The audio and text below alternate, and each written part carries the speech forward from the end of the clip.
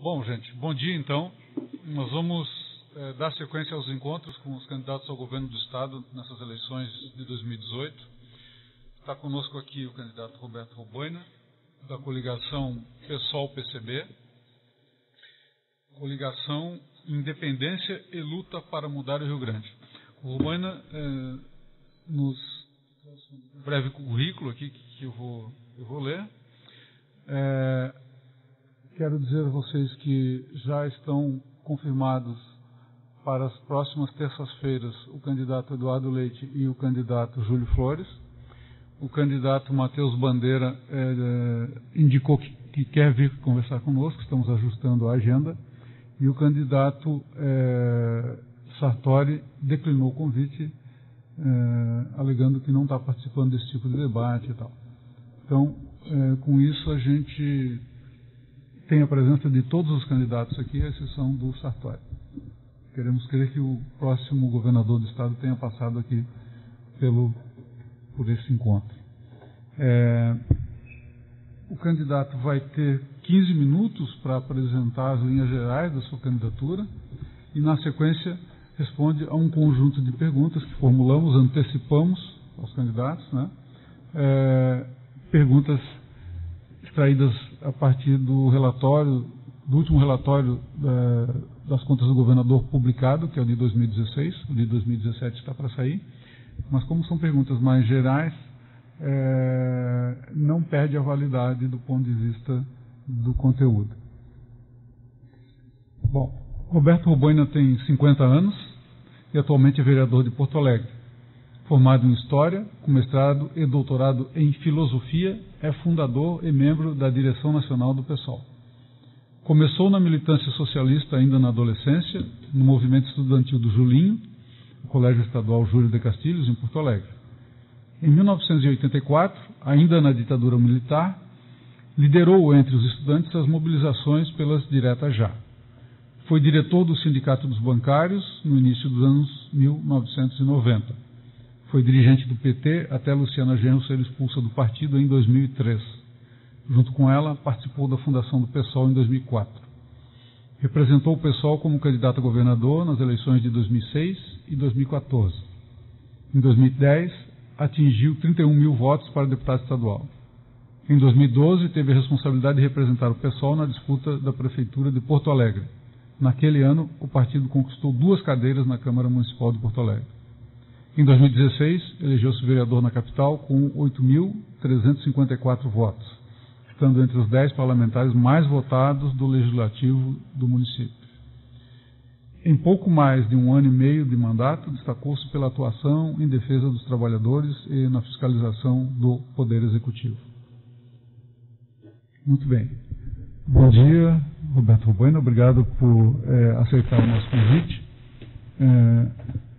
Como nós definimos como regra do debate para todos os candidatos, o candidato tem 15 minutos para se apresentar e apresentar as linhas gerais do seu programa de governo. Obrigado, Josué. Bom dia a todos. Eu vou fazer que nem o Lula. Vou improvisar, o Lula improvisa muito, né? Queria saudar a todos. O Tito aí, eu estava falando da biografia. Posso denunciar a história do Tito aqui, o Tito, Cláudio Gutierrez, meu amigo, Ricardo. O Tito eu conheci no movimento sindical bancário, né? Por incrível que pareça, esse tipo de democracia que nós temos, que nós, para fazer movimento sindical nos bancários no início, nós tínhamos que fazer trabalho clandestino, né? Senão éramos demitidos. Depois eu fui conhecer a história do Tito, porque é filho de um militante antigo, de tradição, do Julinho, né? Da geração de 68. Então, para mim é uma satisfação, Josué, poder participar de uma reunião de vocês num quadro difícil, né? Eu acho que nós temos uma situação muito difícil no país e no Estado. Uma crise muito grave. E uma crise cuja solução não é nada fácil, porque a solução para uma crise como a crise que nós vivemos, ela necessariamente é uma solução radical. Radical no sentido correto da palavra, né? Não no sentido de intolerante de sectário. Mas nós necessitamos de uma solução que seja uma solução que corte o mal pela raiz. Não há uma situação onde a gente possa dizer que com medidas paliativas, com pequenas reformas, se consegue alterar o quadro. Vocês sabem que o meu amigo Júlio Flores, que é professor de matemática, eu acho que até ele tem que dizer mais isso, né? Porque ele é professor de matemática, é um bom currículo ser professor de matemática. Quando nós recebemos essas notas aí do IDEB e o Rio Grande do Sul, estando na localização que está, mas o Júlio Flores costuma fazer a propaganda dele, falando que se necessita de uma revolução. Ele tem dito isso na propaganda dele. E eu confesso para vocês que eu também acho a mesma coisa, desse ponto de vista. Eu acho que isso parece algo impossível, mas justamente as revoluções elas só ocorrem quando elas se tornam inevitáveis. Enquanto isso elas parecem impossíveis. Então elas só acabam ocorrendo quando não tem outra possibilidade.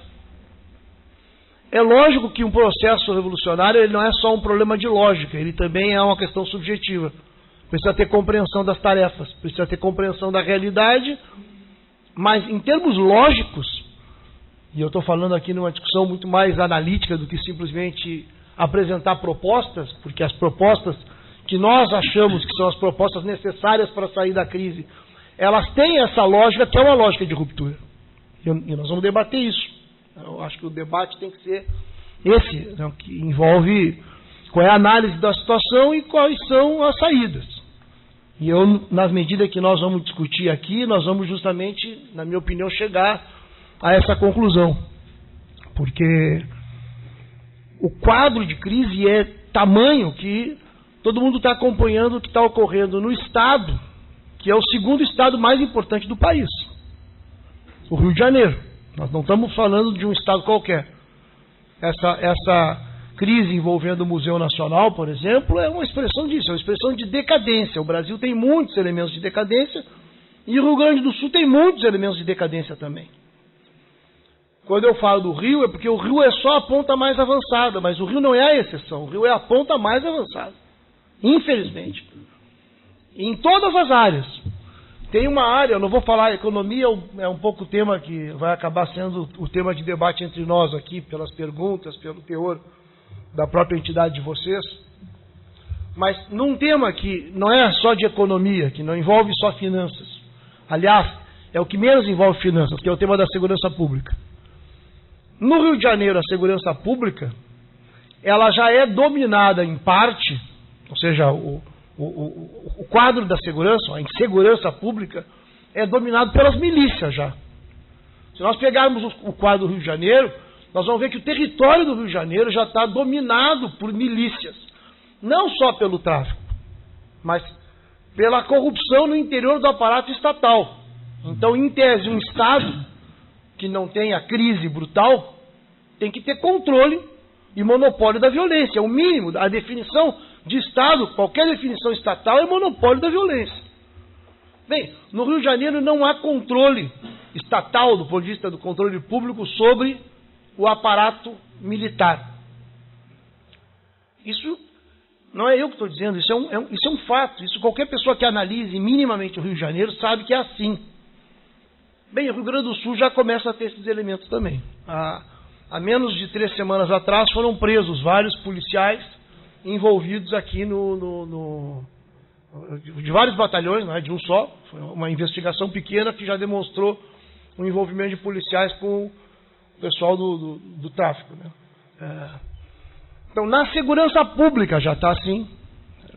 Eu tenho discutido muito com o Israel, que é o presidente do PSOL, Israel Dutra, que é secretário de Relações Internacionais também. Ele acompanhou a eleição do México, agora que teve a eleição do México, a vitória do López Obrador, que assume 1º de dezembro.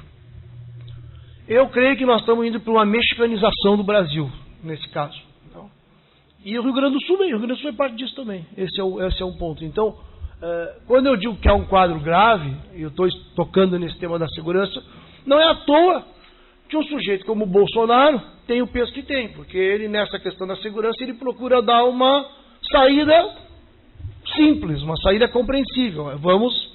Mas nós sabemos que é uma saída falsa.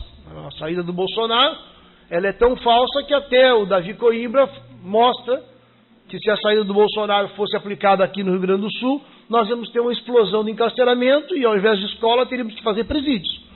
Porque se nós fizermos a comparação da evolução da crise que nós tivemos nos últimos, que seria no século XXI, nós pegamos que nos anos 2000 nós tínhamos 13 mil pessoas encarceradas no Rio Grande do Sul e agora nós temos 40 mil pessoas presas.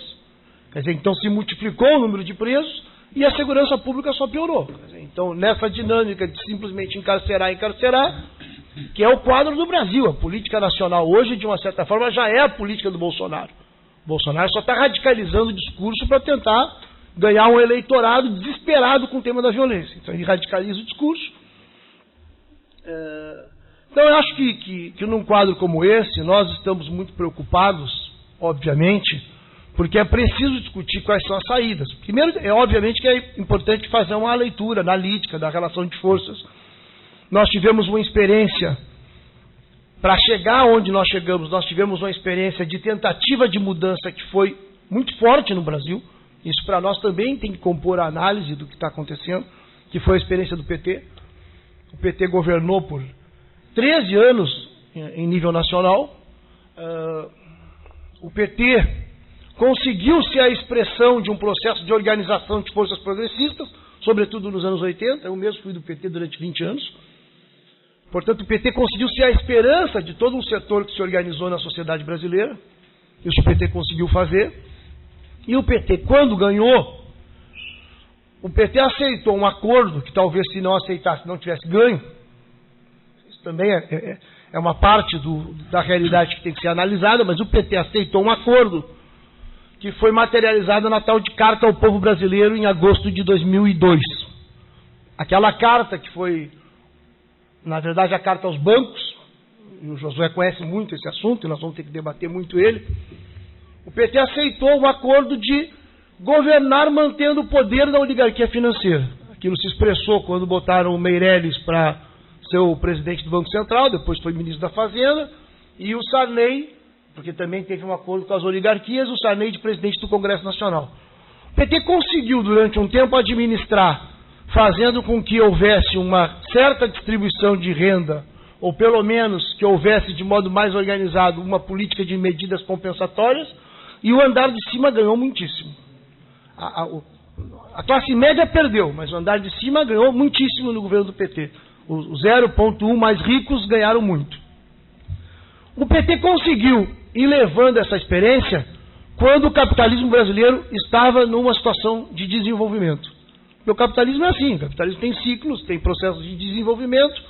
Nesse período concreto, nós tivemos uma novidade no cenário mundial que segue ocorrendo, que foi a ascensão da China e o aumento dos preços dos commodities, e o PT conseguiu navegar nesse processo de desenvolvimento econômico, fazendo um governo que conseguia fazer uma conciliação de classes de tal forma que a economia estava estável e a política mais ou menos estava estável. Isso ocorreu até ter a crise mundial, que segundo Lula foi uma marolinha, depois a gente viu a marolinha, nós estamos nela até hoje, né?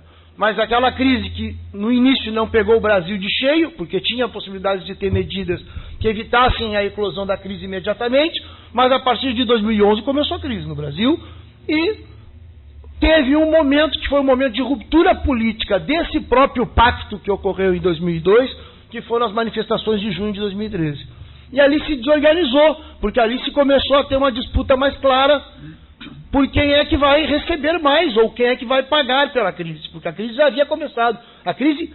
A recessão começou em 2014, mas a crise começou em 2011 no Brasil, e a crise mundial começou em 2008, a recessão começou em 2014, nós não saímos da recessão até hoje, e todo mundo, qualquer economista sabe, é a maior, nós não estamos só em recessão, nós entramos em uma depressão, é diferente. O produto interno bruto de 2014 para cá caiu muitíssimo.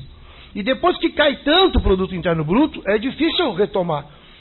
Porque ele foi mais do que um ciclo, foi uma depressão combinada com a crise política. Porque a burguesia brasileira Depois de junho de 2013, eles viram que a política ia começar a se transferir para um conflito mais aberto entre as classes sociais, entre os setores, e eles também começaram a tomar medidas de política de rua, tanto que as manifestações a partir de março de 2015, depois que a Dilma ganha, que eles não conseguem levar o Aécio, porque a burguesia fez uma preferência pelo Aécio na eleição de 2014, quando eu falo a burguesia, não são todos os setores, mas o setor dominante, a oligarquia financeira, fez uma opção pelo Aécio. Por quê? Porque eles fizeram um cálculo de que o PT já não tinha mais condições de governar, de ter estabilidade, de aplicar os planos de ajuste que eles achavam necessário para sair da crise. E eles, quando depois fizeram o impeachment, eles desorganizaram ainda mais a política, coisa que eles não previam. Eles não previam o tamanho da desorganização política que ia provocar o impeachment, que é a desorganização política que está em vigor até hoje. Então, por que eu digo isso? Porque nós tivemos uma experiência de mudança que foi uma experiência de mudança que fracassou. A experiência de mudança, e eu acho que esse debate é importante, porque a aposta na ideia de que tudo pode ser resolvido, vamos conversando, vamos... Além do tema da corrupção, que eu acho que também é um tema... Nós estamos num tribunal aqui que sabe, que examina contas, e portanto que conhece o que está ocorrendo. E esse elemento não foi um elemento qualquer, foi um elemento muito pesado, que é uma marca do regime, né? É uma marca do sistema político, é uma marca do sistema partidário, esse envolvimento com esquemas de corrupção. O PT também acabou se envolvendo, isso fez com que o PT rompesse todo o diálogo com o setor de classe média, pelo qual o PT, inclusive, tinha como grande discurso a ética na política. O PT não conseguia atrair uma parte da classe média a partir das suas afirmações classistas dos anos 80 e conseguiu atrair uma parte da classe média a partir da denúncia da corrupção do sistema partidário e acabou entrando também. Então, há uma crise muito grande no sistema partidário e uma crise muito grande no sistema de representação. Nós, quando disputamos uma eleição, como a que estamos disputando agora, o nosso grande esforço eleitoral é buscar a representação de um programa. Porque o ponto numa eleição não é simplesmente ver quem vai ganhar. O ponto numa eleição é que ideias vão se fortalecer, que ideias vão se enfraquecer, que ideias vão desaparecer ou que ideias vão se afirmar, que ideias vão ganhar mais corpo e que ideias vão ficar no plano só das ideias, sem nenhuma capacidade de virar força material. E nós sabemos que as ideias, para se realizar, necessitam virar força material. Se elas não viram força material, elas não se realizam, elas ficam no plano das ideias. O nosso esforço é dar corpo para um determinado campo de ideias, para um determinado programa. E esse programa que nós defendemos, e aí nós vamos debater uma parte dele aqui, vocês têm muita capacidade de fazer diagnóstico, de fazer propostas, porque parte do programa para o Estado que nós defendemos são as formulações programáticas que os próprios servidores estão defendendo. Pelo menos os setores dos servidores ligados à política econômica. E essa elaboração programática dos servidores, o Josué é parte disso, o Demartini, da Receita Tributária, é parte disso. Essa elaboração programática que os servidores têm, elas não têm como ser realizada a não ser numa proposta como a proposta do PSOL. Isso é um debate para nós fazermos, porque, por incrível que pareça, essa é a nossa convicção. A única forma de realmente avançar na solução da crise é aplicar os elementos de programa que entre os próprios servidores está sendo elaborado. E esse programa só pode ser aplicado por um governo como o governo que nós nos propomos a fazer. Essa questão é uma questão para a gente debater. Obrigado. Obrigado por enquanto, candidato. Nós vamos passar agora às questões. Como eu falei no início, são questões que foram elaboradas a partir do relatório do parecer prévio das contas do governador de 2016. O candidato recebeu questões mais amplas, né, que nós resumimos aqui, e vai ser um bate-papo igual, né, qualquer questão que eventualmente não tenha ficado bem pontuada, a gente volta. Enfim. A primeira questão diz respeito ao tema da escolha de conselheiros para o Tribunal de Contas. Durante o exercício do próximo mandato, haverá vacância no cargo de conselheiro do Tribunal por aposentadoria compulsória, dentre aquelas vagas reservadas à escolha da Assembleia Legislativa. O SEAP apoiado na nossa entidade de representação nacional, a FENASTC, participa da campanha Ministro e Conselheiro Cidadão. Entendemos que o processo de escolha deve ser democrático, transparente e republicano. Não pode ser tratado como um assunto interna corporis ao Parlamento ou de mera composição da base de sustentação do governo. Nas vagas de escolha do Legislativo, ou mesmo do governador, o processo tem que permitir que cidadãos brasileiros que preencham os requisitos constitucionais de investidura, quais sejam a idade mínima, idoneidade moral, conduta ilibada e notórios conhecimentos para o exercício do cargo, possam inscrever-se e ter os mesmos direitos na apresentação do seu currículo, defesa de sua candidatura, em sabatina ou oitiva perante a comissão parlamentar própria, e exposição pública dos motivos que o levam a pleitear a cadeira de conselheiro do Tribunal de Contas do Estado. Defendemos a edição de um edital público, comunicando à sociedade a abertura da vaga e abrindo prazo para que os interessados se apresentem com a devida documentação e currículo para serem avaliados em sabatina pública e finalmente escolhidos pelo Parlamento ou pelo governador nas respectivas vagas. Candidato, eleito governador, qual a sua posição sobre o tema da escolha de conselheiros do Tribunal de Contas? Essa é simples, Josué. Eu tenho total acordo com a formulação de vocês. Acho que é um escândalo a forma de escolha dos conselheiros, o fato de ser... Eu conheço, porque não é um problema de juízo de valor sobre o deputado X ou Y. Né? O deputado pode ser muito bom deputado, pode ser muito bom conselheiro. Mas esse mecanismo de escolha de deputados politiza e, como eu disse, o nosso sistema partidário, ele tem a característica que tem. Então, essa escolha acaba tendo a mesma característica do sistema partidário, que é o sistema partidário que faliu e que falido segue comandando, porque não é que nós temos um sistema partidário que faliu e agora há uma renovação, não. Nós temos um sistema partidário que faliu e na falência segue comandando.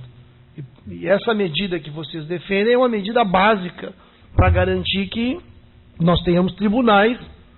Basta ver, quando nós falávamos do Rio de Janeiro, o Rio de Janeiro também nesse quesito é uma expressão do país, né? Então, o Tribunal de Contas, eu não sei quantos do Tribunal de Contas do Rio de Janeiro estão presos. 6 em 7. Hã? 6 em 7. Pois é, 6 em 7, isso já diz tudo, né? E o Tribunal de Contas da União também não é muito melhor. Então nós precisamos de fato mudar isso e as indicações têm que ser indicações cidadãs. Muito bem. O próximo tema é sobre a auditoria da Receita Estadual. No relatório do parecer prévio das contas do governador de 2016, a folha 90, a equipe de auditoria anotou a seguinte questão, aspas, a Secretaria da Fazenda, Subsecretaria da Receita Estadual, em nome da proteção do sigilo fiscal dos contribuintes, permanece sem fornecer ao órgão de controle externo os valores dos impostos apropriados pelas empresas via renúncia fiscal, gastos tributários. Muito embora, para estarem aptos a fruírem os benefícios, esses contribuintes tenham firmado contratos e termos de ajustes onde constam direitos e deveres de ambas as partes, Estado e contribuintes. Fechar aspas. A ausência de fornecimento das informações em questão toma mais relevância quando se considera que os valores de renúncia fiscal decorrentes de legislações infraconstitucionais, portanto, da alçada de responsabilidade do Rio Grande do Sul, somaram quase 9 bilhões de reais em 2015. Na verdade, a população segue sem saber se existem ganhos, quais os ganhos de interesse público e o efetivo cumprimento das obrigações das empresas que recebem os benefícios fiscais. Eleito governador, qual será a sua conduta frente a esse tema? Bem, nós na campanha, eu creio que nós somos a única candidatura que tem apontado de modo claro as questões ligadas à receita. Eu não conheço outra, mas do que eu conheço só tem 4 possibilidades de aumento da receita. 2 delas ligadas a temas nacionais e de luta nacional, que tem a ver com o problema da dívida e a questão da Lei Candir, e 2 delas ligadas diretamente ao Estado. O tema da sonegação, que eu falava antes, que o pessoal que é técnico tributário tem uma estimativa de que se deixa de arrecadar cerca de 8 bilhões. Então, se realmente o Estado combatesse a sonegação, nós poderíamos ter um aumento da receita. Essa é a estimativa deles. O próprio Sartori aumentou um pouquinho a arrecadação, porque teve uma contratação de auditores, de técnicos da Receita, menor do que a necessária, mas ocorreu. E a outra é justamente deixar de renunciar receita, né? No caso, as isenções fiscais. Fazer um combate às isenções fiscais, pelo menos as isenções fiscais que não são justificadas, porque pode ter isenção fiscal que se justifique. Isso não é um problema, uma definição a priorística de negar qualquer tipo de isenção fiscal. Agora, por exemplo, eu estava estudando que no caso lá de São Leopoldo, teve essa empresa de software, essa empresa de tecnologia alemã, a SAP, que veio para São Leopoldo. Eles já têm uma planta em São Leopoldo, fizeram todo um planejamento, já tem 1.000 empregos, eles fizeram um planejamento de aumentar a planta, porque o Rio Grande do Sul está do lado da Argentina e do Uruguai, e porque a Unicinos pode fornecer boas mão de obra. Bem, essas empresas não têm, o tributo que elas têm é só o tributo municipal, não tem o estadual. São empresas de tecnologia, se pode fazer uma opção por uma discussão de isenção fiscal em relação a isso. Mas não é o que ocorre no Rio Grande do Sul, e não é o que ocorre no Rio Grande do Sul há muito tempo, não é de agora, isso é preciso que se diga. Eu, por exemplo, conheço a lista de 99, a lista de isenção fiscal de 99, eu não sei se porque já não está mais no sigilo, mas eu conheço a lista de 99 toda. As empresas que recebiam a isenção fiscal de 99 são as mesmas que recebem agora, pelo menos algumas que eu também conheço. Não conheço toda a lista, mas conheço algumas. E as contrapartidas, quem conhece, sabe que são uma parte delas realmente ridícula. A contrapartida da Philip Morris para ganhar a isenção fiscal de 133 milhões foi de 26 empregos. Digamos que incentivo para a indústria do fumo, que no mundo inteiro há desincentivo, e aqui há incentivo, e a contrapartida da empresa seja fornecer 26 empregos, realmente não me parece uma boa política econômica. O exemplo que eu dou sempre do Lírio Parisotto, que é o segundo homem do Rio Grande do Sul mais rico, e está entre os 42 mais ricos do país pela Forbes, recebeu essa isenção fiscal de 380 milhões para a Videolar. Por sinal, só 2 votaram contra. O Bach, o deputado do PDT, e o Pedro Ruas do PSOL. Toda a Assembleia Legislativa votou a isenção fiscal para o Lírio Parisotto. É poderoso o sujeito, né? É o segundo homem mais rico do Rio Grande do Sul. Então recebeu a isenção fiscal de 380 milhões. Então, eu acho que esse sigilo é um sigilo que não corresponde ao interesse público.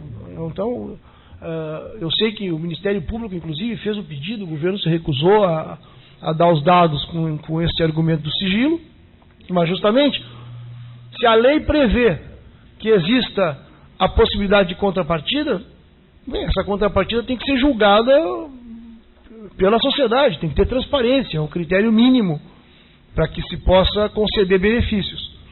Isso não ocorreu, não ocorre, é gravíssimo, nós estamos contra que se mantenha esse tipo de sigilo.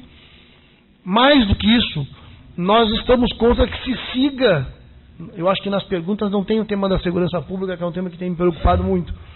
Nós estamos contra que se siga dando benefícios fiscais, em função de outros argumentos. Eu falo da segurança pública porque que acabou de ser aprovado na Assembleia, também com o voto de todos os deputados, só do Pedro Ruas, nesse caso, que votou contra. Só nós que tivemos contra. Um projeto, uma proposta de segurança pública, cujas empresas privadas fornecem viaturas, metralhadoras para os policiais, os batalhões. E nós acreditamos que isso é um escândalo completo, isso é a privatização da segurança pública. E nós fizemos 2 emendas singelas para não aparecer como quem não quer dialogar com o tema da segurança, 2 emendas singelas que não foram aceitas. Uma, que as empresas sonegadoras não pudessem entrar no programa, que parece algo óbvio, não foi aceito, e uma outra, que empresas que já têm isenção fiscal não possam, porque as empresas Não é só que elas entregam, né? Eu tenho que me explicar. Não é só que elas entregam dinheiro ou material para a polícia. Elas entregam material e elas têm isenção fiscal por entregar material. Então, nós fizemos uma emenda que a empresa não pudesse ter dupla isenção fiscal e também não foi aceito. Então, essa política de isenção fiscal é uma das políticas que eu falava que são políticas radicais. Nós não podemos seguir tendo isenção fiscal do jeito que é dada a isenção fiscal no Rio Grande do Sul. Só que não é da época do Sartori, só é de antes. Indústria do fumo, indústria automobilística. Não é possível que nós não façamos uma revisão profunda disso. Nós sabemos que para fazer uma revisão profunda disso, tem que enfrentar interesses econômicos poderosos. Tanto é assim que a mídia, a opinião pública, que forma a ideologia que domina no Estado, ela apresenta esse tipo de proposta como impossível. E na lógica atual, de fato, é impossível, porque essas empresas dominam o Estado, dominam a economia e dominam a política. Então, para que isso ocorra, tem que ter uma ruptura. É disso que eu falo. E quando eu vejo meu amigo Júlio falar, às vezes, em revolução, o único problema do Júlio é que o Júlio não busca nenhuma mediação mais em relação ao concreto. Então, o Júlio fala que nós precisamos de um governo dos trabalhadores, dos conselhos eleitos. O problema é que não tem conselho em lugar nenhum. Nós precisamos discutir medidas concretas, a partir dos quais se começa a pensar para que lado nós vamos. Esse tema da isenção fiscal é um dos mais importantes. Por quê? Porque esse tema compete diretamente ao governador. É isso. Obrigado pela resposta, candidato. Só para esclarecer, a sua resposta veio bem no teor da pergunta, mas assim, em relação ao que está apontado aqui, é que sequer o sigilo compartilhado a Fazenda tem admitido. Então, ela não compartilha conosco os dados. Com o tribunal. Né? Sim, com o tribunal que faz a fiscalização. Teria que fazer a fiscalização e, portanto, nós não conseguimos fazer um trabalho completo sobre esse aspecto. Né? Mas, muito bem. Em relação à próxima pergunta, a discussão é sobre o regime de recuperação fiscal e a dívida pública. Né? Recentemente, a Secretaria da Fazenda editou o relatório anual da dívida pública estadual de 2017. Nele é indicado que, ao final de 2017, nossa dívida negociada com a União somava 58,5 bilhões de reais e correspondia a 86,6% do total da dívida geral. No período recente, uma série de leis foram editadas objetivando possibilitar alguma renegociação daquele contrato. Em resumo, houve a alteração do prazo contratual, foi ampliado de 30 para 50 anos, os indexadores foram trocados, o IGPDI pelo IPCA, e os juros foram reduzidos de 6% para 4% ao ano. Aproveitando-se da condição financeira difícil em que se encontra o Estado, a União impôs, em 1998, o primeiro contrato, cuja análise os auditores do TCE, em trabalho efetuado já em 99, concluiu que, aspas, o contrato de refinanciamento retira do Estado a autonomia financeira e administrativa prevista na Constituição Federal. Fecha aspas. Aquele acordo previa um conjunto de 6 condicionantes, exigências, a serem cumpridos pelo Rio Grande do Sul, retirando parcela significativa da autonomia do Estado. O acordo atual aprofunda a subserviência, impondo um conjunto de 21 condicionantes, e significa consolidar, sem maiores resistências, abrindo mão inclusive da discussão judicial, já que há apenas uma liminar que garante essa questão, o já citado saldo devedor de 58,5 bilhões. Defendemos a revisão do contrato pelo índice oficial da inflação, o IPCA, retirando os juros e recalculando desde o início pelo IPCA, a dívida já estaria paga em maio de 2013, conforme estudo desta casa, a informação técnica número 16 de 2015 do SAIPAG. O acordo decorrente do chamado regime de recuperação fiscal, além de consolidar o saldo que já estaria pago caso a negociação ocorresse em bases justas, significará um aumento da dívida quando os pagamentos forem retomados, uma vez que as parcelas não pagas por 3 anos, prorrogáveis por mais 3, serão acrescentadas ao saldo final devidamente corrigidas. Além disso, a essência da política econômica do Estado será dirigida pela União, mediante a instalação de uma comissão de supervisão do plano que atuará diariamente na Secretaria da Fazenda. Uma vez instalada, o secretário da Fazenda e o próprio governador serão mera peça de decoração. Entendemos que urge compor um movimento nacional que busque revisar o Pacto Federativo e recompor a autonomia que a Constituição Federal confere aos Estados. O atual governo busca firmar o acordo para implantar o regime de recuperação fiscal no Rio Grande do Sul. Alega, inclusive, que esta é a única saída. Qual a opinião do candidato sobre o referido regime de recuperação fiscal? Caso não seja firmado por esse governo, o senhor buscará assinar o regime? E, tendo sido firmado pelo governo em curso, o senhor buscará alternativas a ele? A pergunta, hein? A pergunta é uma... Tem resposta na pergunta também. Eu queria escutar o Eduardo Leite responder essa aí, viu? PSDB. Você vai ver. Já fiz essa pergunta a ele em um outro debate. Por que eu coloco isso? Porque essa questão, né, todo mundo sabe que a pergunta tem muita importância para... A pergunta também embute já uma concepção, né? E essa pergunta, ela mostra o acordo programático que nós temos. Porque é evidente que o tema da dívida tem que ser encarado também como uma linha de ruptura. Eu tenho um estudo do Guilherme Petri e o Paulo Martinez, que é o pessoal que trabalha com imagino que os três, o Jacob Bratz, também participaram das negociações do regime de recuperação fiscal. E eles têm um estudo muito sério sobre as finanças, porque essa turma da Secretaria da Fazenda é séria para fazer análise. Que se chama, isso está disponível no site da Secretaria, As Perspectivas para as Finanças Públicas do Rio Grande do Sul no período de 2019 a 2025.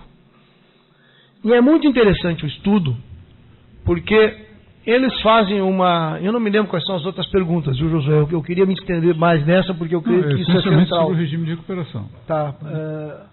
Não, porque o estudo deles, eles mostram nesse estudo que a redução de despesa é muito inelástica no Rio Grande do Sul. Eles fazem esse estudo.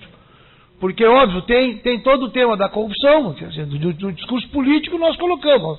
Redução de despesa, redução de cargos de confiança, redução de apadrinhamento, redução de corrupção, tudo isso é redução de despesa, evidentemente. Mas, tomando as condições normais, digamos, abstraindo corrupção, abstraindo um certo parasitismo que existe, em geral, as despesas são bastante fixas. Entanto, é assim que o corte central de despesa do governo sai fora do salário. Seja ao não dar reajuste e até em não pagar em dia os salários. E eles mostram isso. Eu não vou me deter na questão da despesa, mas eles mostram, e isso é importante porque eles estão discutindo qual é a perspectiva do Estado. Então, eles mostram que na questão da despesa, e mostram como, inclusive, o maior peso é professores e policiais do ponto de vista do salário. Quer dizer, então, é quase o argumento por absurdo, né? Como é que vai cortar mais salário de professor e policial? Não faz sentido nenhum. Então a discussão é de receita. Ou então Então eles fazem uma definição, eles não tocam no tema da sonegação, para eles então, eles fazem uma definição e vão mostrando a evolução do déficit no Rio Grande do Sul, né? Eles colocam, Josué, que somente com a solução do tema da dívida, nos cenários, eu estou perdido aqui onde é que está a citação deles, mas eles dizem que, resolvendo o tema da dívida, há uma probabilidade significativa de chegar a uma situação fiscal administrável nos próximos 4 anos. Essa é a definição que eles têm. Aí, depois de fazerem essa definição, eles fazem no parágrafo seguinte: atenção, nesse cenário, que eles estavam dizendo que estava num cenário de não pagamento da dívida, do acordo, do regime de recuperação fiscal. Nesse cenário, se volta para os anos seguintes, a partir de 2023, quando o Estado voltaria gradualmente a pagar a dívida com a União. Naquele período, em uma condição econômica realista, o déficit acumulado voltaria a crescer e, ao final do período projetado, a situação fiscal seria insustentável. Então, os próprios técnicos, os próprios economistas da Secretaria da Fazenda, que defendem o regime de recuperação fiscal, porque o texto deles vai nesse sentido, embora não seja tão explícito, eles defendem isso. A partir do retorno, num outro parágrafo eles ainda falam, a partir do retorno dos pagamentos da dívida à União, a situação começa a se tornar insustentável novamente, exceto no caso improvável de haver um desempenho econômico excepcional nos próximos 7 anos. Bem, o que eu quero dizer com isso? Que o Sartori, que o projeto do governo é um projeto insustentável, se não agora, imediatamente, é insustentável logo em seguida. Com um dado importante, nesse caso específico, né? Além do projeto político que eles representam, que é um projeto político de beneficiar só grupos empresariais, um projeto político do PMDB, estou falando em termos econômicos, stricto sensu. Eles, nesse caso, já teriam vendido estatais, então o Rio Grande do Sul ficaria numa situação insustentável. Logo ali, sem estatais, com a energia nossa controlada 100% pelos chineses, porque os chineses hoje já controlam 2/3 da energia. Se vende o resto da CE, vão controlar o 100%, porque é os chineses que vão comprar. Ninguém tem dúvida que são os chineses que estão prontos para comprar.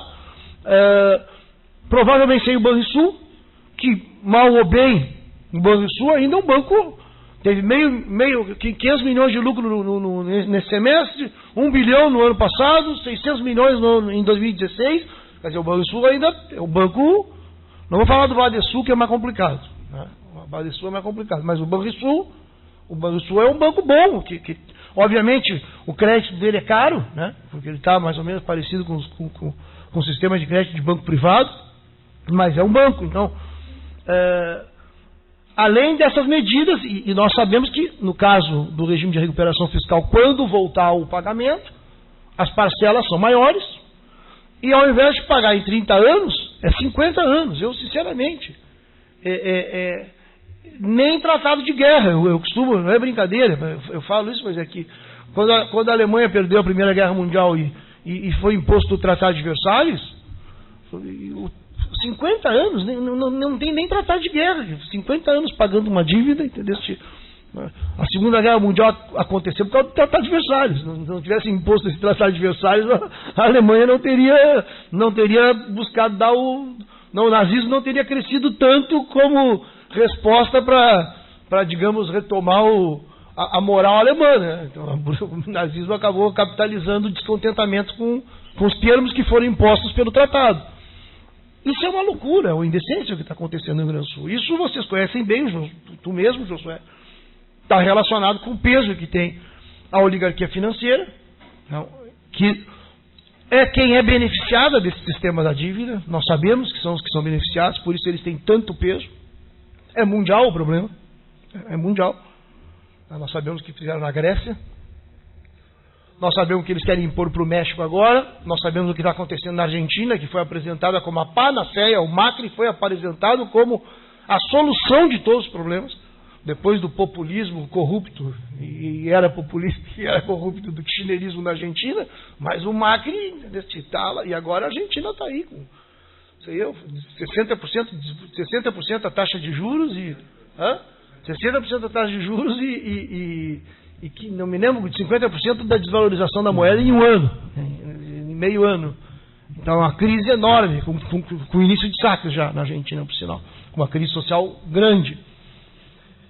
Então, esse quadro que o Sartori quer impor, não dá para aceitar. Nós não aceitamos de regime de recuperação fiscal pelo que vocês apontam na pergunta. Não aceitamos que a economia seja entregue para outros administrar. Não aceitamos que uma dívida que já foi paga seja prorrogada por mais 20 anos. Não aceitamos que as parcelas sejam aumentadas. Não aceitamos que as estatais sejam vendidas. E depois, além do mais, os próprios economistas da Secretaria da Fazenda dizem, olha, depois de tudo isso vai ficar insustentável de novo. Então, se depois de tudo isso vai ficar insustentável de novo, o que eles vão dizer é o seguinte, depois de tudo isso vai ficar insustentável de novo, mas nós não vamos ter estatal, o Estado vai estar mais pobre, os próximos índices do IDEB são piores, a segurança do Rio Grande do Sul vai ficar mais parecida com o Rio de Janeiro. Isso que eles não dizem, porque não tem nenhum plano de desenvolvimento, na verdade. Porque o Estado já não está pagando. E o Estado está do jeito que está, sem estar pagando. Então é preciso uma mudança brusca, pesada. Aí entra o problema do PT também. Eu não vou falar do Jair Jorge, porque o Jair Jorge que vai resolver todos os problemas reduzindo imposto. Né? Isso é o discurso do Jair Jorge. Acredite quem quiser, sinceramente, acredite quem quiser. Que vai resolver os problemas da economia reduzindo imposto, acredite quem quiser. Isso aí, nos Estados Unidos, não precisa ser socialista para contestar essa ideia estapafúrdia de que tu resolve o problema econômico reduzindo imposto. Basta, os democratas nos Estados Unidos estão contra. Paul Krugman faz piada dos economistas do Partido Republicano, porque nos Estados Unidos todo o discurso é que reduz imposto e está resolvido o problema econômico. Então, por que eu estou dizendo isso? Porque essa é a luta que está posta. Essa luta está posta. E o PT, e a tragédia nossa, é que esse problema não foi enfrentado. Porque é um problema nacional, em última instância, é um problema estadual e nacional. Que nós já teríamos, e nós estamos atrasados nisso. Eu acho que o Olívio, por exemplo, foi o melhor governo que o Estado teve do ponto de vista dos últimos 30 anos, foi o governo mais ajeitadinho, com menor poder não privatizou o Banrisul, né, que era toda uma aposta do Brito que ele tinha que privatizar. Então, mas o Olívio, por exemplo, naquela época perdeu uma grande oportunidade, porque esse acordo, o primeiro acordo foi em 96, né, 98 foi aprovado, 96 começou a ser feito, 98 foi aprovado. Eu me lembro bem que a RBS na época, 0 Hora, estampou a capa, o Malan e o Brito, e o editorial da 0 Hora era: a dívida está liquidada. Quer dizer, a dívida está resolvida. Isso foi a linha como está resolvida agora de novo, né? Com o plano de recuperação fiscal. O discurso é que vai estar resolvido de novo. Mais uma mentira. E o Olívio tinha uma oportunidade naquele momento, quando o Itamar decretou a moratória de Minas. O Itamar assumiu e decretou a moratória de Minas em janeiro. E aí teve a crise do Plano Real. Primeira crise do Plano Real, primeira desvalorização, foi em 99. Ali tinha que ser... O Itamar tinha que ser acompanhado, o Itamar ficou sozinho, então Minas ficou sozinho naquele enfrentamento. Bem, foi uma oportunidade perdida, a crise não era tão grave como é agora, mas não era tão grave como era agora justamente por quê? Porque esse processo de espoliação, de exploração, ele ainda não tinha se desenvolvido plenamente. Nós estamos em 98, passou já todo esse tempo, são 20 anos, imagina mais 6, então... O que eu quero chamar a atenção é que esse problema ou é atacado, ou a crise será maior amanhã. Então, a tendência, a situação é piorar. Esse é o problema. Se nós não nos dermos conta disso, nós vamos viver em ilusão. Se nós não discutirmos claramente, olha, nos marcos que as coisas estão, a situação vai piorar. Nós vamos achar que vamos essa eleição, vamos ver quem é o mal menor, mas quem não romper com esse mecanismo... Óbvio que tem gente que é subserviente total, tem gente que... Mas esse mecanismo tem que ser rompido. E esse mecanismo é o mecanismo da dívida. Eu quero chamar a atenção a coisa, Josué, que o Sartori dá uma solução. Ele dá uma solução. É uma solução absurda, mas ele dá uma solução. Por quê? Porque eles estão com a dívida suspensa. O pagamento está suspenso. E tem um acordo, que é o acordo esse do STF, que vai deixando... Porque, em tese, o STF está apostando politicamente, não é um juízo que se possa fazer assim de modo tão taxativo, mas a minha impressão é que o STF também está pressionando para que entre no regime de recuperação fiscal. E nós temos que romper com isso. O problema é que na lógica que domina o sistema partidário, não vai se romper com isso.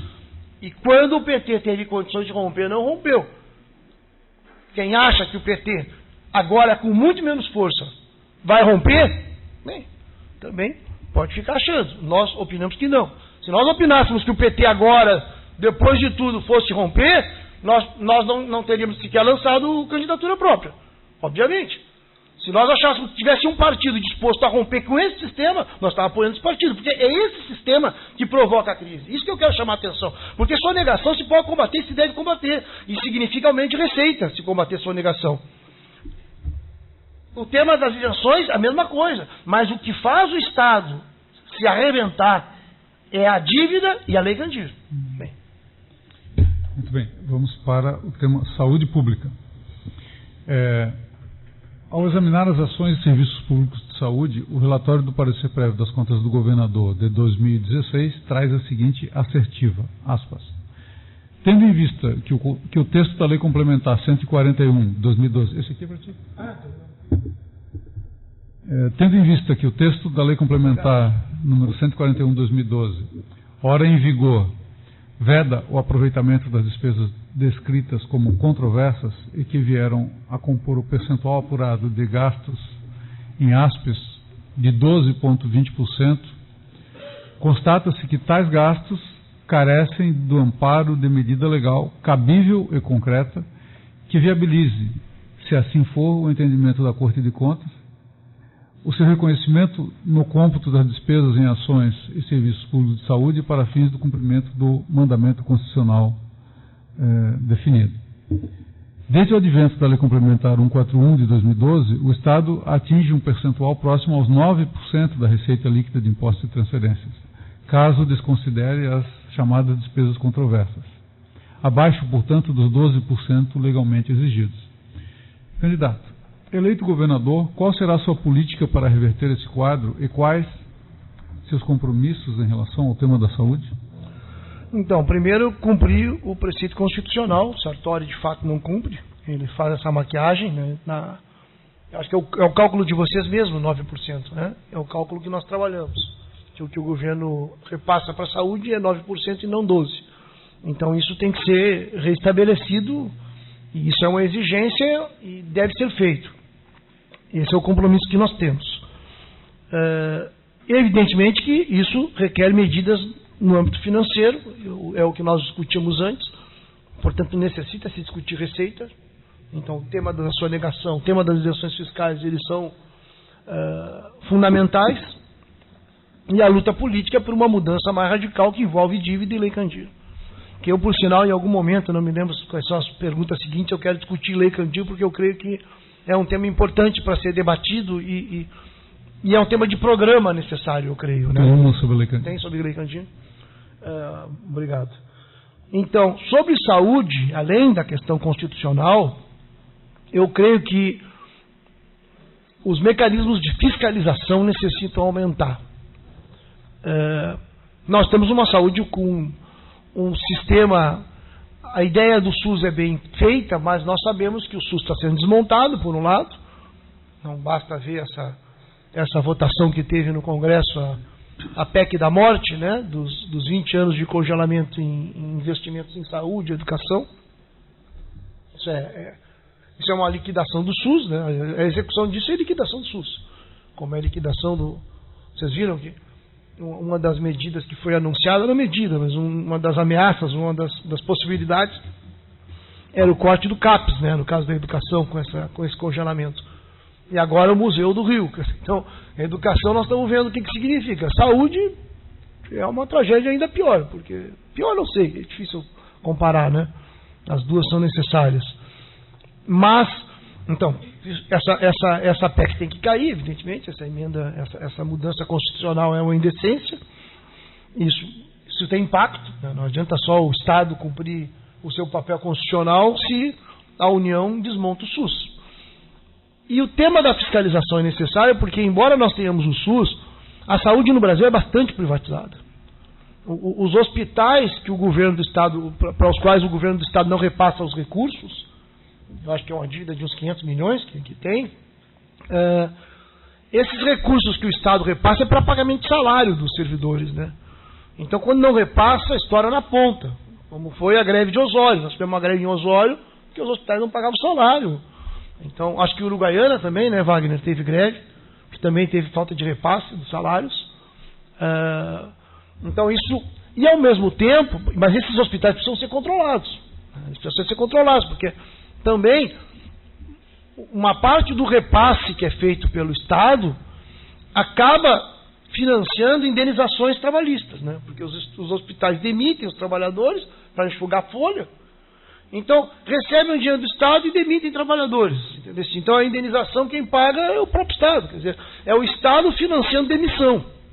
Então, o problema do controle desses hospitais, na minha opinião, é muito importante. Não sei como, nesse caso, o tribunal poderia ajudar, mas o fato é que eu sei que os trabalhadores têm disposição de colaborar no sentido de controlar. Nós temos muitas relações com dirigentes sindicais ligados aos hospitais. Temos uma relação muito boa com o pessoal, no caso é federal, o Grupo Hospitalar Conceição, mas os hospitais do interior também. E também os esquemas de terceirização nos preocupam, né? Todo mundo acompanhou, saiu até no Fantástico as denúncias das terceirizações da corrupção envolvendo, pelo menos, se não me falha a memória, pelo menos Guaíba, Triunfo e Canoas, né? Os esquemas que eram esquemas que são esquemas vergonhosos, né? Esquemas de partido. O sujeito contratava uma empresa, no caso de Guaíba, até o médico nem médico era, né? Foi contratado, nem médico era vereador, uma coisa assim. E no caso de Canoas também, muito envolvimento político, né? O sujeito contratava a empresa para a empresa contratar os cabos eleitorais dos partidos. Quer dizer, então, isso é muito desperdício. Isso é muito desperdício. Então tem a questão constitucional, mas eu creio que na questão de saúde tem uma luta nacional que envolve toda a política de defesa do SUS e tem uma necessidade de fiscalização. Fiscalização das terceirizações e fiscalização dos valores que os hospitais recebem na relação desses valores com os trabalhadores. Até onde vai ser utilizado esses valores para demissão e aí vai pagar a indenização trabalhista. Mas é um problema grave, nós sabemos disso. No caso do Rio Grande do Sul, os dados que nós temos, via a colaboração do pessoal do CIMERS também, então nós temos a vice-presidente do CIMERS, felizmente é filiada no PSOL, a Maria Rita, né, que é uma médica muito talentosa, e junto com o Argolo, que dirigem o CIMERS, eles têm tem um diagnóstico muito preciso do que ocorre no Estado, né? Nós temos que ser quase 2 milhões de pessoas no Rio Grande do Sul que estão envolvidas com isso de ambulância de terapia. Ficam 700 mil pessoas que estão esperando 2 anos para ter uma consulta mínima. Então é um caos na saúde do Estado, né? Agora, o compromisso constitucional tem que ser cumprido, o governo não cumpre, nós sabemos que não cumpre, embora diga que cumpra, né? Muito obrigado, candidato. Vamos à questão que tem relação com a Lei Candir, a pedido, repartição tributária. Ao examinar o desempenho da arrecadação do Rio Grande do Sul, novamente o relatório do parecer prévio das contas do governador de 2016 apresenta a seguinte análise, aspas, enquanto o ICMS, principal fonte própria e reveladora do grau de desenvolvimento e consumo da economia regional, registra aumento de quase 8% nos últimos 5 exercícios, considerados de 2012 a 2016, as receitas de transferências correntes, as quais devem ser realizadas pelo governo federal obedecendo às previsões legais, caíram mais de 3%. Vejam, enquanto o ICMS cresceu 8% nos últimos 5 anos, as transferências obrigatórias caíram 3%. Tratando-se da repartição tributária vigente no exercício de 1995 a 2016, os dados demonstram que a arrecadação de impostos federais compartilhados com os estados, IPI, Imposto de Renda e CID, aumentou em 13,55% a sua participação em relação ao PIB.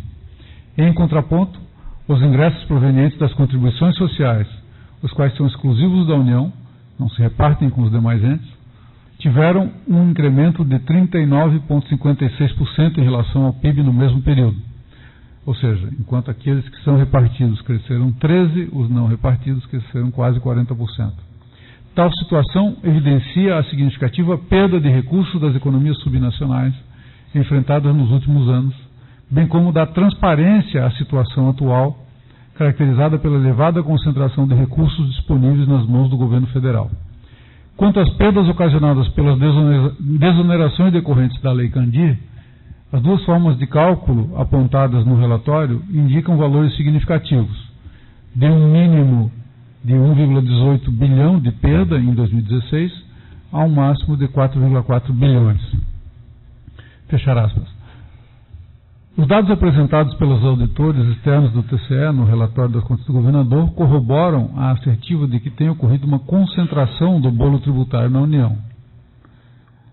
Candidato, frente às atuais dificuldades financeiras do Estado, eleito governador, o senhor tem pensado alguma estratégia de atuação sobre o tema da repartição tributária? Então, eu vejo que o diagnóstico também está feito na pergunta, né? Da concentração de tributos na União. queria me deter um pouco mais na Lei Candir, porque são escolhas também. Escolhas e lutas políticas que se devem fazer ou não. Todo mundo, de uma certa forma, acompanha esse debate eleitoral.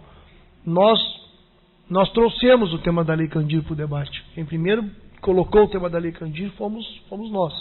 A necessidade de cobrança desses 4 bilhões que são estimados que o Estado deixa de receber em função da aplicação da lei e do não repasse, né? Depois todos começaram a tocar nesse assunto, e ficou, com exceção do Eduardo Leite, que explicitamente disse que, e acho que do Matheus Bandeira também, que explicitamente disseram que não se pode contar com esses valores, que isso já são valores que não serão repassados mesmo, que todo mundo que acompanha a crise fiscal nacional tem que saber disso. Na verdade, o que o Eduardo Leite já estava tentando fazer era defender a própria lei, era defender a Lei Candir. E nós seguimos desenvolvendo a polêmica, mantendo a ideia do repasse, da necessidade do ressarcimento, melhor dizendo, dos 4 bilhões, porque é preciso discutir de onde tem os recursos para poder garantir o funcionamento do Estado, portanto tem que ter aumento da receita, não só na despesa. E no desenvolvimento desse debate, eu cheguei a dar uma entrevista para Zero Hora ou para Gaúcha, não me lembro qual foi a entrevista exatamente, mas a própria Rosane Oliveira, ela chegou a mencionar que o candidato Robã ainda deve ter se enganado. Veja, ela fez uma interpretação da minha fala, porque a interpretação é errada, né? Porque se ela só dissesse o que eu falei, ela não ia interpretar errado, portanto ela mudou o que eu falei. Eu disse, a Lei Candir tem que ser revogada. E aí ela disse, não, o candidato Robã deve ter errado, porque certamente ninguém defende a revogação da Lei Candir, ele deve estar defendendo que a União faça o ressarcimento devido que não tem feito ao Estado. E eu acho que a União tem que fazer, de fato, o ressarcimento devido que não tem feito ao Estado. Mas eu defendo a revogação da lei. A Lei Candir tem que ser revogada. Isso exige um debate. Porque foi uma escolha que foi feita lá atrás. A Lei Candir foi uma escolha que eu acredito que foi errada lá atrás. Embora, do ponto de vista da gestão econômica, pudesse ter argumentos para ter feito a Lei Candir lá atrás. Todo mundo se lembra que quando vocês conhecem muito o Estado, quando foi feita a Lei Candir, em tese era fato que o país necessitava de ter mais dólares para poder equilibrar e manter a paridade do real com o dólar. Então tinha uma necessidade ali de manter o plano real, e a Lei Candir estava relacionada a essa lógica de aumentar as exportações. E bem, e os estados que iam ter prejuízo nisso, né? O Rio Grande do Sul era um deles, iam ter o ressarcimento, que depois foi se esfumaçando no meio do percurso até não ter mais nada praticamente hoje.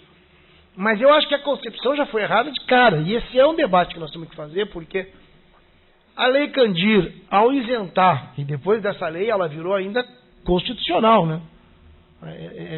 Já há uma mudança constitucional, está constitucionalizada a Lei Candir, que é a ideia de que os produtos esses primários e semi-elaborados, além dos produtos industrializados, que também está na Constituição, que tudo bem, para mim é aceitável, porque o meu modelo, eu defendo que o Brasil se industrialize, e se industrialize no país todo. O Rio Grande do Sul tem que se industrializar.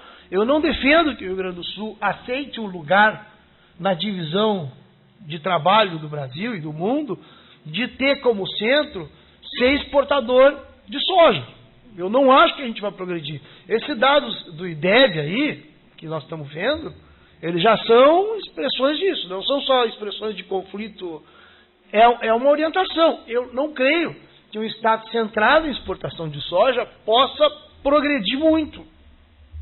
Nós vamos nos atrasar, se essa for a opção do Estado. E é o lugar que a burguesia brasileira está dando para o Rio Grande do Sul, exportador de soja, e olhe lá, às vezes nem isso. Se for nem isso, a decadência vai ser maior, porque tem outros estados também exportando soja.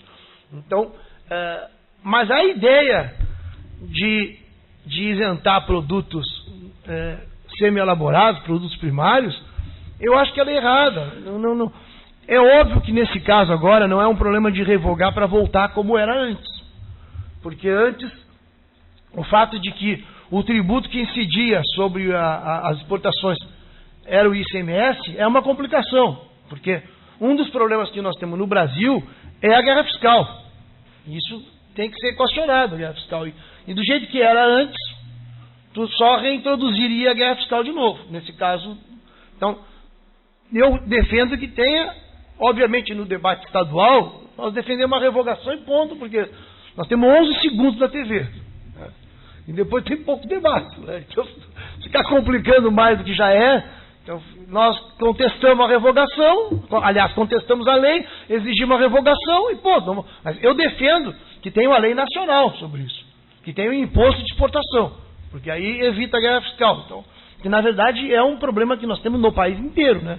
Que tem a ver com a reforma tributária. Se a taxação vai ser na origem ou vai ser no destino. Então, tu tem que inverter isso. Hoje no Brasil toda a tributação é na origem. Então isso é uma complicação para poder combater a guerra fiscal. Eu pelo menos vejo assim.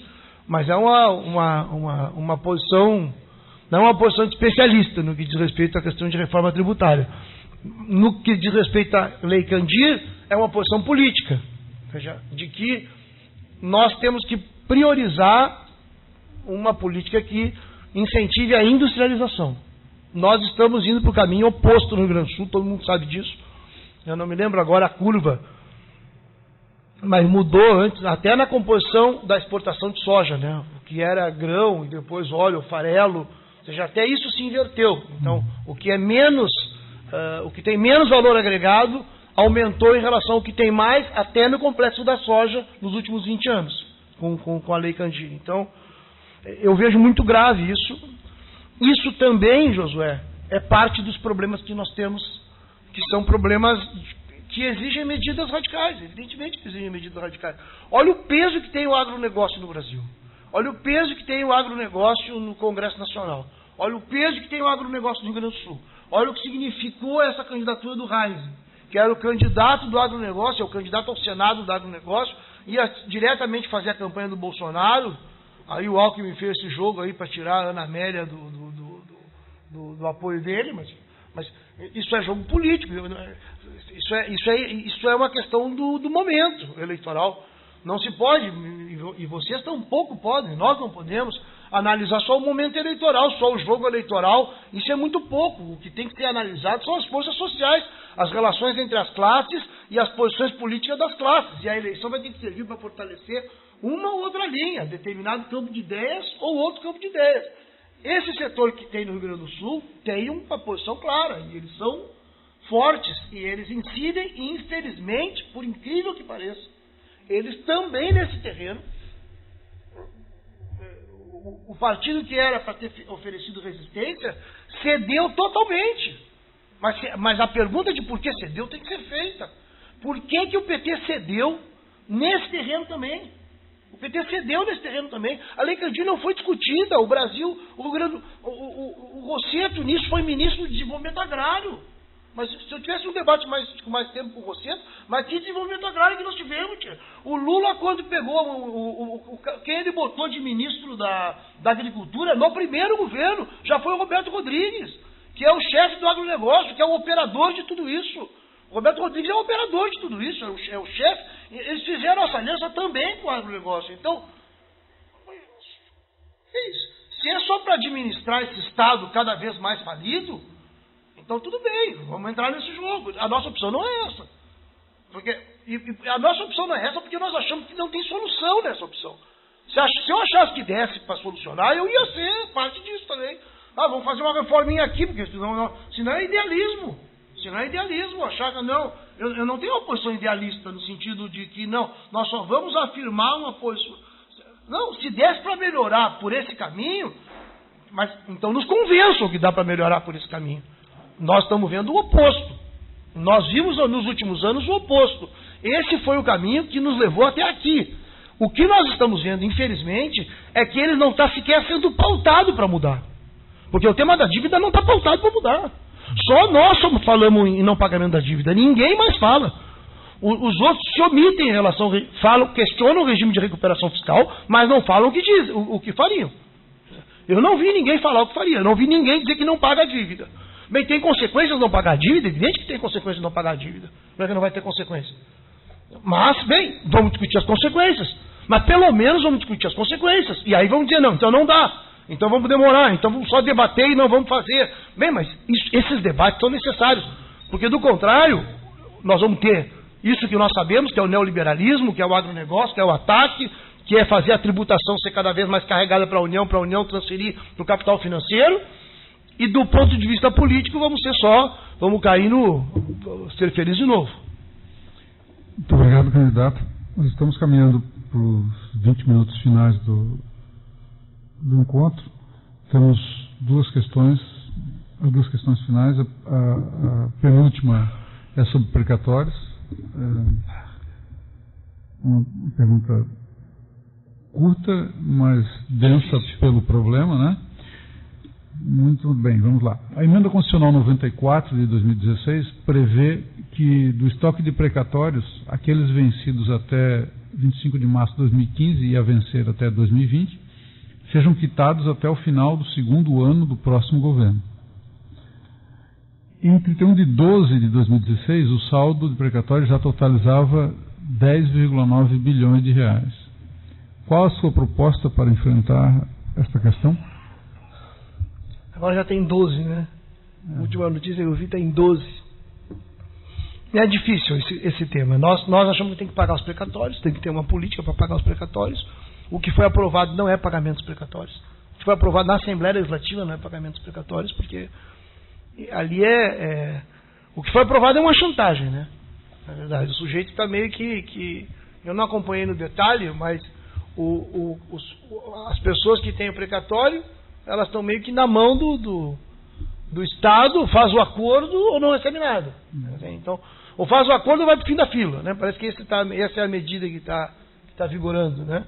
E o fim da fila, parece que não tem fim na fila, né? As pessoas morrem antes de receber. Então, é um déficit enorme, mas é incrível, né? Eu só queria colocar uma questão, Josué. Esses 12 bilhões são encarados, esses 12 bilhões se pode dar calote, porque o Estado está dando calote. Entendeu? Eu não vejo nunca a grande mídia dizer tem que pagar os 12 bilhões porque é uma dívida e a dívida deve ser paga. Mas a dívida com a União tem que ser paga. Então, a lógica que vale para os grandes não vale para os pequenos. Então, nós queremos inverter na discussão. Primeiro, não, a dívida que não pode ser paga é para os grandes. As dívidas que devem ser pagas são as do pequeno. E que no mercado financeiro tem um ditado que quando a dívida é muito grande, né, o problema é do credor, né? Quando a dívida é pequena, o problema é do devedor, mas quando a dívida é muito grande, é do credor. Então, nós temos que aplicar essa linha para poder negociar em outros patamares. E acho que até o pessoal que tem precatórios para receber, vendo que tem um governo disposto a ir atrás de recursos, vendo que tem um governo que está disposto a não ficar de joelhos, né, e não quer ficar de joelhos sempre, como é o governo Sartori, que quer ficar de joelhos sempre, bem, vai haver um nível de colaboração maior. Nós sabemos que no caso dos precatórios teve muita também essas empresas que facilitou para as empresas, né? Na verdade facilitou muito para as empresas, porque são empresas devedoras que deixam de ser devedoras. Então o Estado perde pelas duas pontas, né? O sujeito não ganha, segue sem ganhar, a não ser que ele aceite um acordo ruim, e as empresas que devem ganham, quer dizer, é a lógica oposta do que deve ter. Então, realmente, nós não concordamos com a legislação. E acho que ela foi aprovada, desculpe, José, acho que ela foi aprovada no governo passado, né? Acho que foi. Não teve uma recente alteração nesse governo, a possibilidade de negociar com o design. A negociação, sim. As regras da negociação foram agora, mas o benefício para as empresas foi no governo passado já. Bom, a última questão é sobre a Previdência Pública, né? Novamente, com base no relatório das contas do governador de 2016, abre aspas. Em 2011, a Previdência no estado do Rio Grande do Sul passou a ser organizada e financiada por 2 sistemas, de repartição simples para os servidores ingressantes antes de 18 de julho de 2011 e de capitalização para os ingressantes a partir dessa data. O governo estadual tem a responsabilidade de complementar as contribuições dos servidores para financiar os gastos dos aposentados e pensionistas de hoje, o regime de repartição simples, sendo a sua participação crescente nesse financiamento. Em 18 de 8 de 2016, a portaria 382 da Previc autorizou o funcionamento do regime de previdência complementar, o RPC-RS, instituído pela Lei Complementar 17.750 de 2015. Desde então, os servidores ingressantes terão suas aposentadorias e pensões limitadas ao teto do regime geral da Previdência Social, podendo aderir ao plano de caráter facultativo oferecido pela Fundação de Previdência Complementar, a RS-Prev, para fins de complementação do benefício. A participação alta e crescente das despesas previdenciárias no orçamento do Estado consiste em um dos principais limites da política de ajuste fiscal, pois as medidas adotadas somente surtirão efeitos a longo prazo. Em 2016, o total dos recursos do Tesouro Estadual aportado ao regime de repartição simples de 11,4 bilhões representou 33% da receita corrente líquida, que ficou em 34,65 bilhões de reais.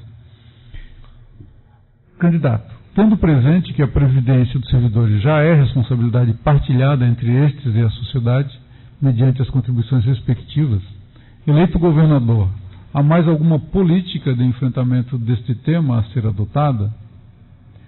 O senhor manterá em dia as contribuições do Estado aos regimes previdenciários dos servidores? Acho uma pergunta de luta essa, né? Porque nós temos uma luta pela defesa da Previdência que vai ser, digamos, um dos grandes planos dos governos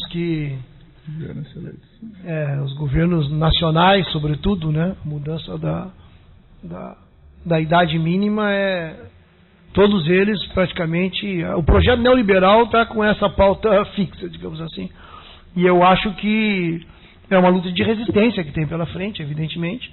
Nós sabemos que o modelo de previdência que vem sendo adotado, ele, a rigor, nem de previdência né?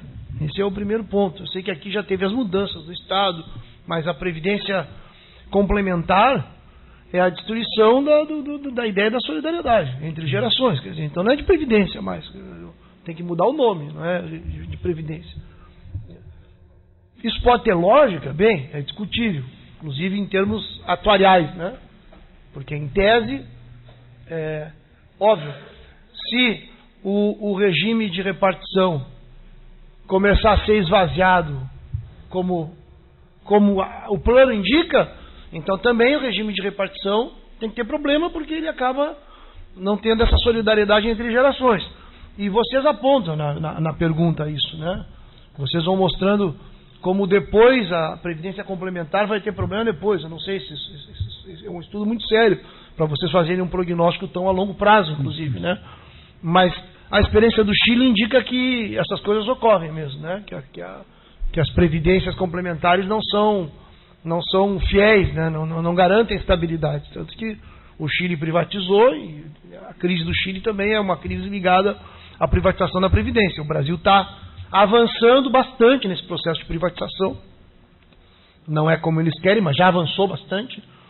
Todo o tema da Previdência já está muito ligado. Eu não sei os laços, ainda o detalhamento desses laços eu não tenho, mas nós sabemos que os fundos de pensão, por exemplo, de modo geral, o nível de envolvimento entre os bancos e os fundos de pensão é enorme. Então, o Brasil, o capitalismo do Brasil conseguiu já fazer esse vínculo entre uma parte da poupança pública da burocracia estatal com os interesses dos bancos e de empresas cotadas na bolsa, né? Porque o que o pessoal faz com os recursos economizados? Onde é que está indo esse dinheiro? Está indo para o mercado financeiro também. Então, na verdade, é a cumplicidade que começa a haver entre fundos de pensão e o mercado financeiro. Então, que é parte desse esforço que toda a economia nacional faz para justamente sustentar a oligarquia financeira. Quando a gente fala da dívida, é parte desse esforço. Quando nós falamos da Previdência, também porque a Previdência, justamente, a Previdência complementar tem essa lógica, sobretudo, né? O sujeito mesmo é que vai financiar a sua aposentadoria, então a lógica dele buscar o investimento no mercado financeiro é tremenda, né? De aceitar uma lógica nesse sentido. De tal forma que nós temos uma luta muito grande. Eu vejo como preocupante, porque nós não vamos aceitar a ideia de privatização da Previdência, a ideia de ataque aos direitos previdenciários. E nós não vamos aceitar porque não é que a gente não reconheça que exista o problema e a necessidade de um financiamento da seguridade social de modo geral, e com uma população envelhecendo no Brasil e no mundo, esse é um problema que está posto para todos. Para as sociedades é um problema que está posto. Como é que a sociedade cuida das pessoas que já não têm mais condições de trabalhar? Ou seja, como é que a sociedade faz isso? É um problema que está posto para todos nós. Só que nós não vamos aceitar cair na armadilha de discutir a solução desse problema a partir do corte de direitos, quando nós temos toda uma lógica econômica, que é uma lógica econômica de manter privilégios que são privilégios absurdos. Então, no caso do Brasil, eu digo isso porque eu tenho um amigo, o Sérgio Gobetti, que o Ricardo e o Tito conhecem bem, que o Gobetti, ele é hoje o economista. Olha, eu vou puxar o assado, a brasa para esse assado, porque eu acho isso de verdade, não? Mas o Gobetti hoje é o economista do Rio Grande do Sul mais importante que tem.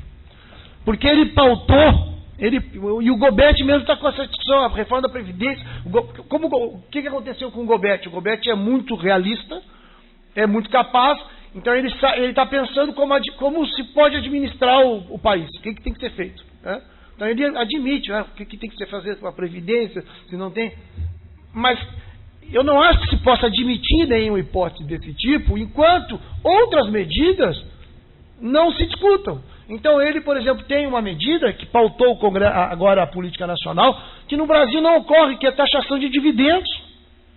Então, se fala em déficit da Previdência, tudo bem, mas e os dividendos? Nós temos hoje no Brasil, pelos cálculos do Gobetti, nesse caso, cerca de 400 bilhões em economia em termos de dividendos. Bem, se aplicar essa taxa de 15%, que é um pouco o que aplicam nos Estados Unidos, tem 60 a 70 bilhões de reais, 60 a 70 bilhões só falta.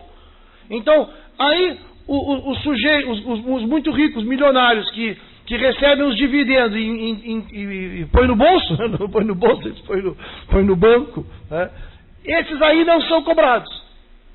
Aí não dá. E aí se aumenta a idade do velhinho, que isso não é uma indecência. Então, não dá para aceitar a lógica do ajuste por isso. E os funcionários públicos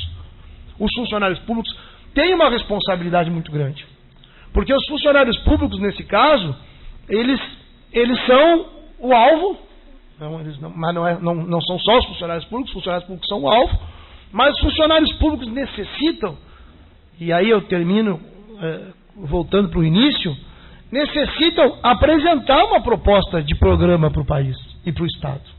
Porque quando vocês discutem quem vai governar, vocês estão sempre pensando quem vai ser o patrão, quem vai ser o chefe do executivo, que depois é o que vai pagar ou não pagar salários, que vai aplicar ou não vai aplicar determinadas medidas. Mas vocês estão acompanhando melhor do que ninguém a evolução das experiências governamentais. Então, vocês têm que apresentar um programa. Por que eu digo isso? Porque vocês fizeram uma série de perguntas. Em boa parte das perguntas tem uma concepção embutida, porque evidentemente que a pergunta também fala o que cada um pensa, né? O modo de... Eu fico feliz sempre com essas perguntas, porque são perguntas que elas entram na lógica que eu defendo. Quando eu vou discutir com os setores que defendem os grandes empresários, eles já partem de que tu tem que pagar dívida a vida inteira, de que tu tem que aceitar as isenções fiscais a vida inteira. Então, se tu responde outra coisa, tu já sai da lógica da própria pergunta. No caso das perguntas que vocês fazem, não. São perguntas cuja lógica é a mesma. Agora, a resposta também vai ser necessária que vocês apresentem. Por quê? Porque a forma de ter alguma possibilidade de outro programa ser construído é que algum setor social apresente esse outro programa. Porque senão não tem jeito desse programa ter corpo. Então, nós temos um partido político que busca apresentar uma proposta e discutir essa proposta, mas nós somos uma parte, um partido. Nós, como partido, defendemos que a sociedade precisa resolver os seus problemas. E o partido é só parte disso. Nós queremos que haja algum laço orgânico para que essas propostas possam ter viabilidade. Bem, Previdência é uma delas só. Mas é que a Previdência, na verdade, é um problema que está ligado a todas elas. Porque nós sabemos que com a lógica que nós temos hoje na economia e no Estado, a Previdência vai quebrar. Porque o Estado não é sustentável. Se já não está sendo sustentável para pagar salário. Então, nós temos uma crise fiscal que ela é produto de um quadro geral. Não é só uma crise fiscal, não é só um governo que gasta mal. É uma economia que não está funcionando bem. Não é só que tem crise fiscal, nós temos uma crise econômica, que não vem de agora. E que bem, que teve um momento aí de ascensão, mas também não foi uma grande coisa. Não é que, senão, parece que o período do PT foi a mil maravilha, nós resolvemos todos os nossos problemas. Não foi assim. Se for comparar com o que é hoje, bem, o sujeito fica, não, eu vou ser feliz de novo, eu prefiro aquilo. É óbvio, quem é que vai preferir o Lula, o Temer ao Lula? Quem preferiu o Temer ao Lula, eu não sei o que está pensando da vida, né? Mas eu não acho que se trate disso, porque eu acho que o que quebrou, quebrou. Não, nisso aí, eu tenho aquelas. Eu só me convenci que o tempo só vai para frente, né? Não pode voltar para o passado, por causa desse argumento, né? Tem aquele negócio que quando cai a xícara e ela quebra, tu pode até montar ela com sei eu, colar, aquela coisa, mas não é mais, acabou, aquilo ali acabou. Quem quiser insistir em voltar para trás, pode insistir, mas as leis da física é para o futuro que a coisa anda. Muito bem, candidato, muito obrigado. Fechou. Eu que agradeço. Tradicionalmente a gente traz um exemplar da nossa revista para presentear os candidatos, mas o candidato já teve acesso ao nosso material, trouxe inclusive aqui. Gostaria de agradecer mais uma vez a sua presença, né? Desejar boa sorte aí na disputa e deixar a entidade à disposição para discutir o que entender conveniente para construir o seu programa, assim como temos feito isso com todos os demais candidatos. Muito obrigado. Muito obrigado pela presença. Obrigado a todos. Boa sorte.